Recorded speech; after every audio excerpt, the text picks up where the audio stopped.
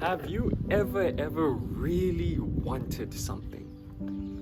I'll use me an example. There was one time when I was really small, I wanted a PSP. Uh, I don't know if you guys will know what this is, but it's like a little gaming console. Maybe I'll put up a picture somewhere on the screen, but like a little handheld gaming console. It's like a Nintendo Switch or whatever.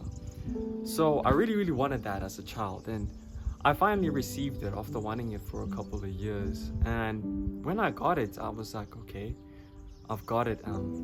I've played it for a few months and now I'm just used to it.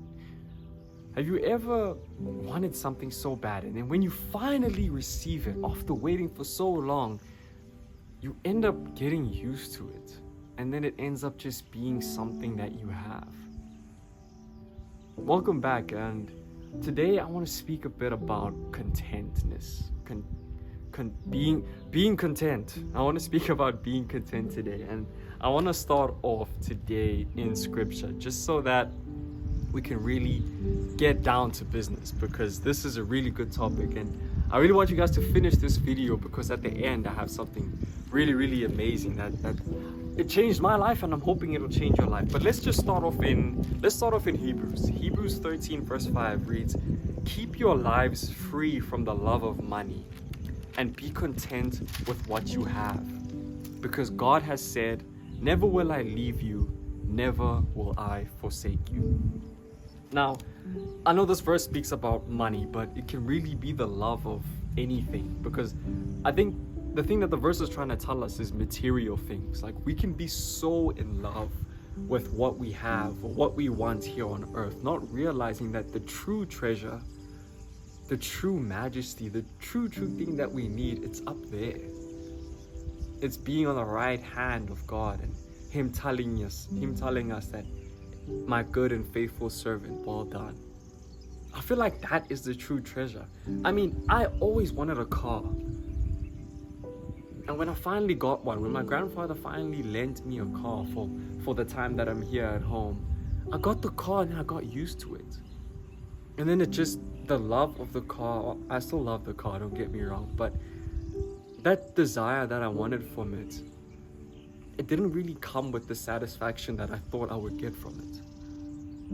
And I think that's something that we often get caught up on here in this life that we live. I mean, it's so driven by materials. This society is so driven, like on social media, if you look anywhere, Instagram, Twitter, X or whatever, Snapchat, whatever you look at, it's just driven by cars. The society is driven by clothes and your status, the amount of followers you have, the amount of views you get.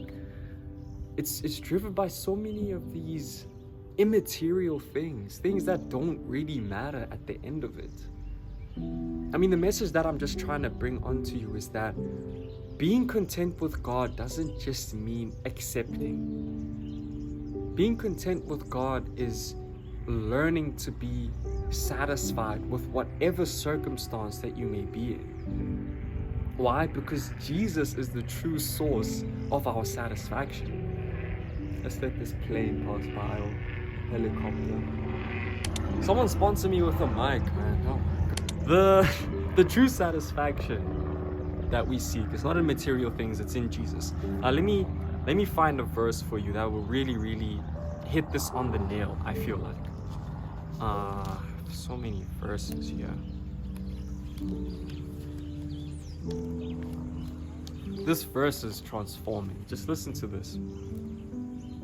1 Corinthians 7 verse 17 reads, "Nevertheless, each person should live as a believer in whatever situation the Lord has assigned to them, just as God has called them." Whatever situation that you're in, I think this verse is trying to tell us that. Whatever situation you're in, firstly, is not permanent.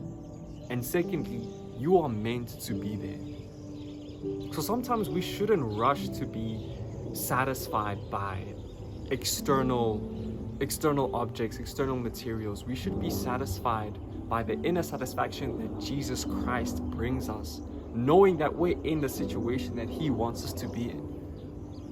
Because at the end of the day, what we know and what we understand as believers is that Jesus Christ has a plan for us. He has written out exactly where we're going to be, what we're going to be doing, and the opportunities ahead of us and the opportunities that we will take. Now, our job is to just involve him into our lives and trust and believe that whatever circumstance that we're in, he will either get us out of it or get us through it.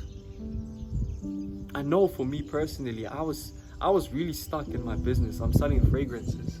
I was really stuck in this period where I wasn't really getting any sales.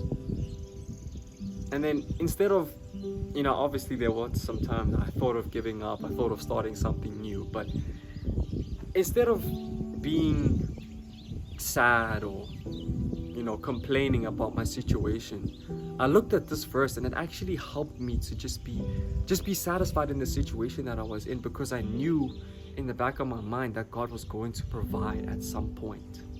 I knew that at the proper time, his plan will come to pass and I will at some point get sales. And it ended up happening. And he ended up providing more than I would ever thought that he would. And that's the thing about these worldly things that we desire. The joys and the satisfaction of this world, they're so fleeting.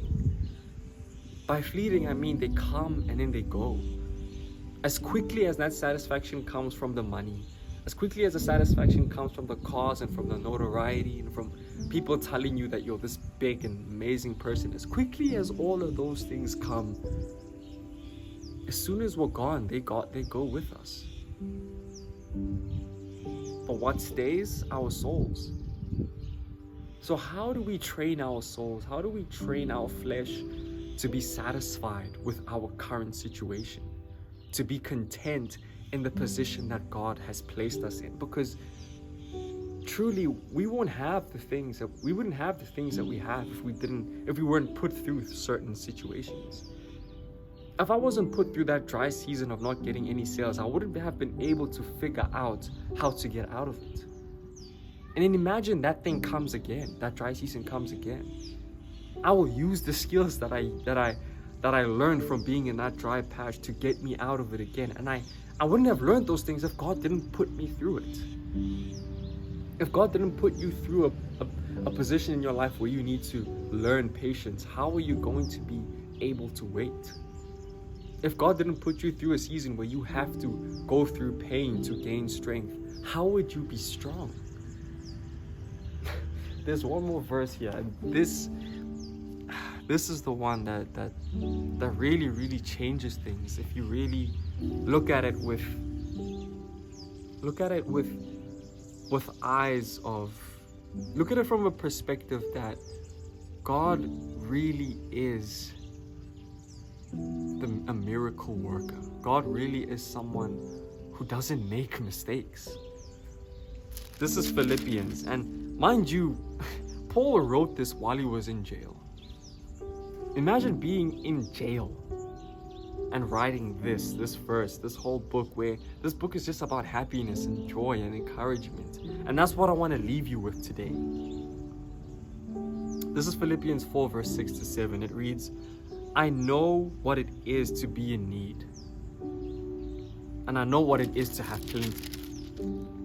I have learned the secret of being content in any and every situation, whether well-fed or hungry, whether living in plenty or living in want. I can do all things through him who gives me strength. In other versions, it says, I can do all things with Christ, through Christ who strengthens me. And that's what I'm trying to say. That's where our satisfaction lies. That's where our being content with life in whatever situation lies. It lies in Jesus Christ, who gives us strength. How do we expect to gain strength from God if he's not going to put us through situations where we need to learn to be strong? How are we going to gain wisdom from God if we don't look down into the book and actually make an effort to read it and to learn from it and being intentional about taking those learnings and those teachings and applying it into our lives? How will we ever be satisfied with life if not for Jesus Christ who strengthens us? Because I assure you, once you get that thing that you want, there's always going to be more. There's always gonna be more. There's always gonna be more money. There's always gonna be more cars. There's always gonna be more women. There's always gonna be more cigarettes or weed. There's always gonna be more of it. But how are you gonna be satisfied with what you have as a believer? How are you gonna be satisfied that the position that Jesus put you in, you're meant to be there? You're meant to be going through that thing. If you are in scripture, if you are in the Spirit, if you are seeking Him out truthfully and with your whole heart, obviously He's going to add everything unto you, because that's a promise that He made to you. It says in the Word.